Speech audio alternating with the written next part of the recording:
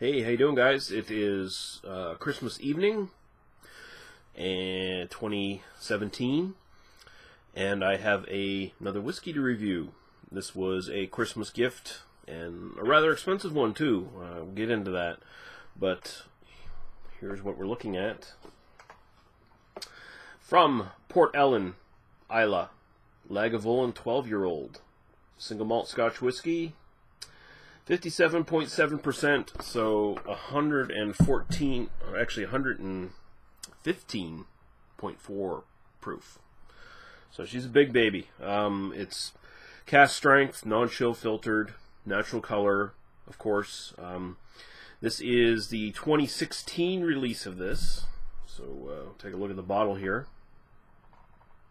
There we go. So this one's actually celebrating 200 years of the distillery's existence.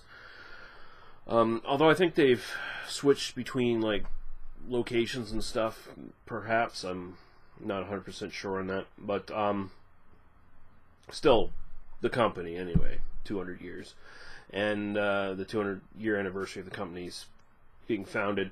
And I don't know how long they've been doing these, but this is a special bottling they basically do every year. It's a sort of a limited run, very limited number of bottles made. And they've at least been doing it since the 2000s. I saw a Ralphie review from 2009, I believe. So they've been doing it every year for quite a while anyway. So there we go. So yeah, 200th anniversary of Lagavulin. Comes in 100% American refill ex-bourbon oak casks. Comparing this to the more famous Lagavulin 16, which is sort of the focus of their range. I think it's which is aged in American and European oak. This is just exclusively American. And from what I can gather by doing some limited research, it's probably Bullet bourbon casks. Seems to be one of the popular guesses. So there we go. So I've had this sitting in the glass for a little while now. The aroma is so strong on this already that it's just been sort of dominating the room.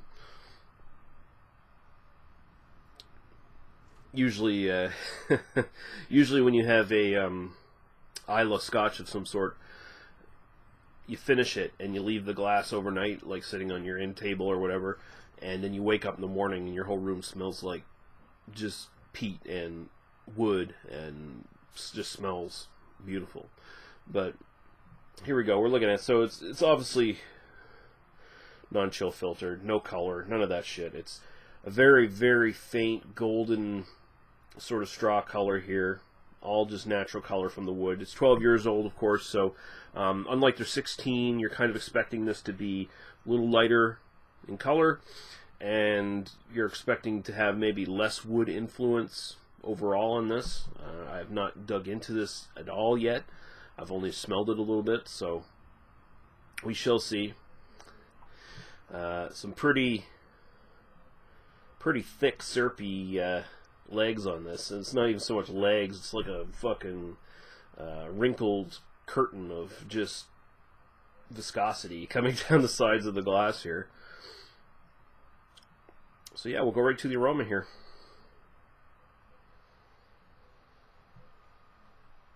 Oh.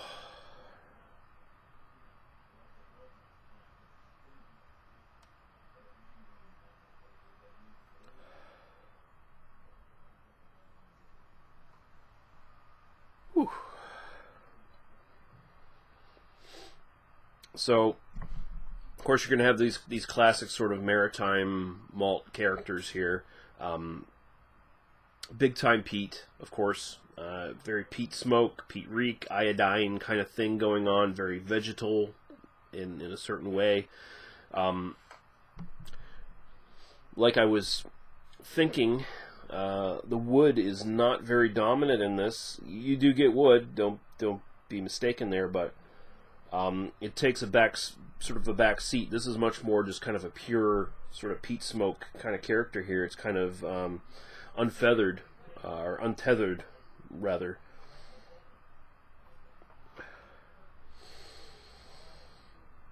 It's a little bit more, I'd say it's a little bit more punchy in the peat than the Lagavulin 16, which tends to have a little bit more wood character, sort of deadens the peat a little bit.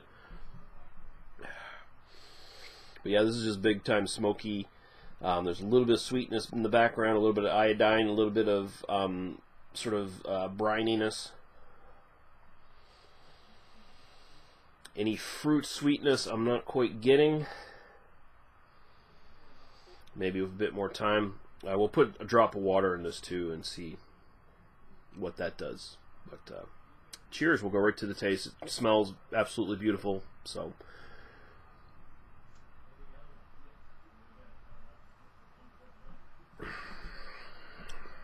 whoa.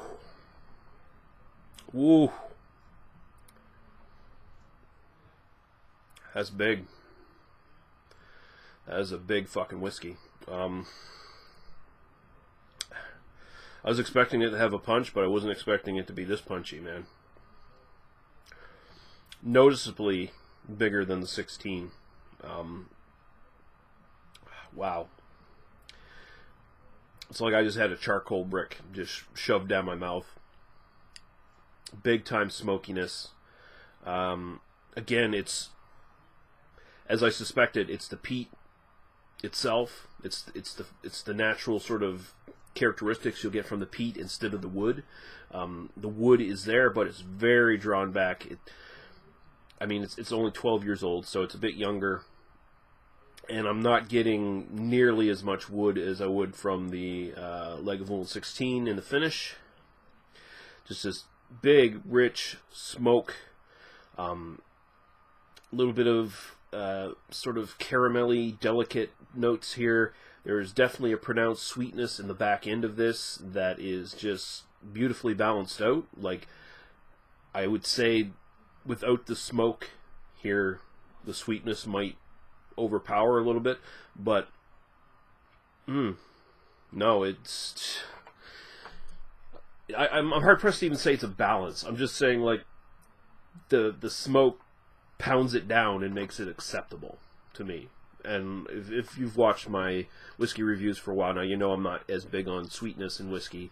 I'm much more on this side of things with the big punchy smoke, iodine, peat thing. And this has it in spades.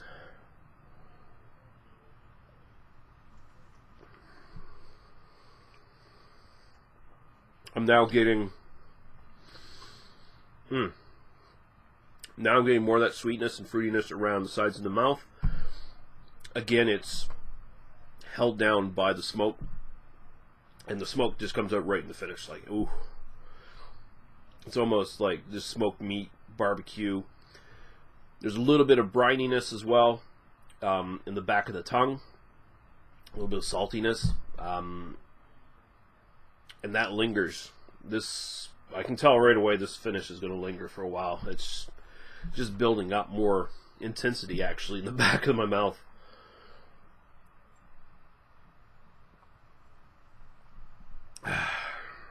Wow. I will say it's probably not as complex as Lagavulin 16. I think there's maybe a little bit more depth, which is kind of be expected too. Flavors tend to smooth out. They get a little bit more depth, in depth, a little bit more nuanced. But man, this is really goddamn great.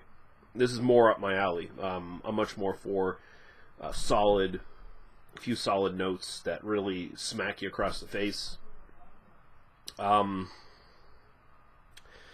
think I forgot to mention, since this is done every year, every bottling is a little bit different. So there's been previous years where the alcohol is down. That being said, the alcohol in this, 57.7.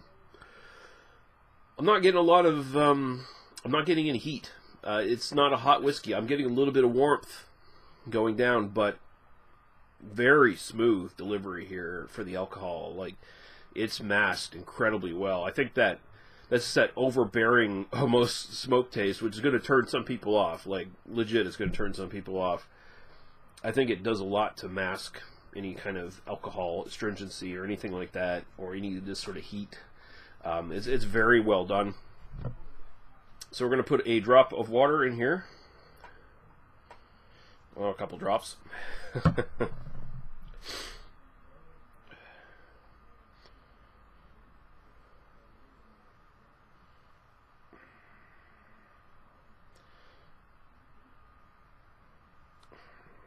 made it a little teeny bit cloudy.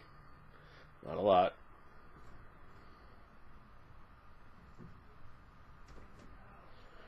Which is why they chill filter shit.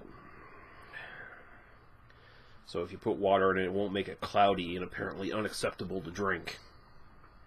Sort of same dumb logic they use for beer, where they, filter beer. Is you don't want floaters in there because that's unappealing, even though technically you're getting more flavor. But hey, whatever. Okay, so let's just take a little... Okay, so yeah, the water... Right away, the water brings out this honey and sort of banana character right around the edges. I'm still getting intense smoke here, but you are getting more of that sweetness coming up, more of that fruitiness.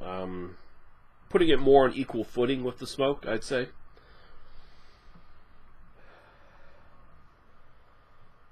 Yeah. So it smells good, but this is something I probably won't be doing. I probably won't be adding water to this as I start drinking into this over the, hopefully, months. If I knock this off in a month, it's going to be something, because this was $160 in the NSLC here in Nova Scotia. $159.99 technically. But yeah, super expensive. Super expensive. Of course, if you're lucky enough to get it like a duty-free shop, or if you just live in a country that's doesn't tax the fuck out of its alcohol, you probably get it for a pretty decent price. I think it's like, generally kind of sits about 20, somewhere like $20, $25 more than what you'd pay for Lagavulin 16.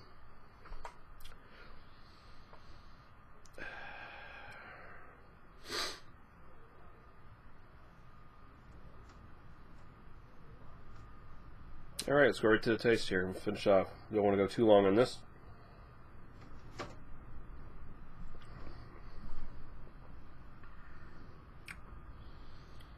Oh yeah, water really changes this motherfucker, man. I mean, I know some people are probably skeptical as well when people say, oh, just put a drop of water and it'll like totally change the whiskey. It doesn't always happen. In this case, you do get some major changes here. First off, I'm getting more fruitiness just in the actual right initial taste. Then it drops off to the more pure sort of peat characteristics in the finish. The smokiness becomes... This is going to sound weird. The smokiness becomes damp. I don't know if that makes sense. Dank, damp, maybe. Maybe I'm using the wrong descriptors here, but that's just what sort of pops into my mind. It just feels like smoke on a wet day instead of just pure like bonfire smoke kind of thing from like a nice dry summer's day, maybe. I don't know. I tried not to wax too poetic with this bullshit. I'll leave that for the experts to do.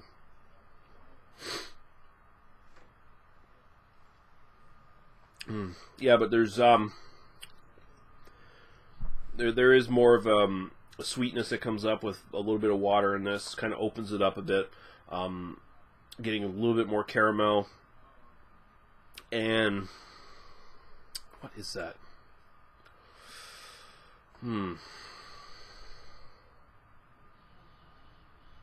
Sort of caramel, honey.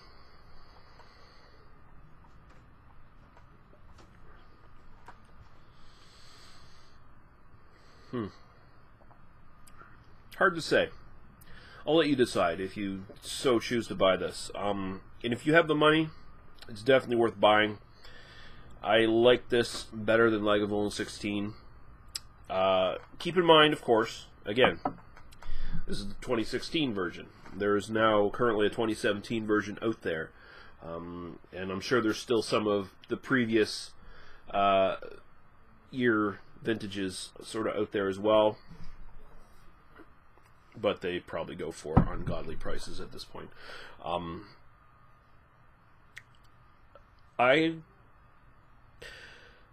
still going to go back and say I think Lefroy Quarter Cask is still my whiskey. I think it's still my A++, I guess, but this is an A+. This is fucking fantastic stuff. I like that I have the option of putting water in this and making this like a different whiskey. Just almost like it's just a different variation on this. It changes it that much, where you still have some of the same characteristics, but it opens up so much more. But man, this is just a beautiful smack in the face kind of whiskey. It's beautifully put together. It's very smooth, very drinkable, but at the same time it's very intense. And I think the only thing that knocks it slightly down from Lefroy Quarter Cask, again, is that Lefroy Quarter Cask, just for me personally, every bottle I've had has always been consistently a smack in the face. Just a briny, peaty, medicinal, fuck you. And that's what I want out of my whiskey. And this is pretty goddamn close, so we're going to give an A+, Lagavulin 12. There you go. So, Merry Christmas, Happy New Year's to all you guys who watch. Thank you very much for your support. And we'll see you in the new year. Cheers.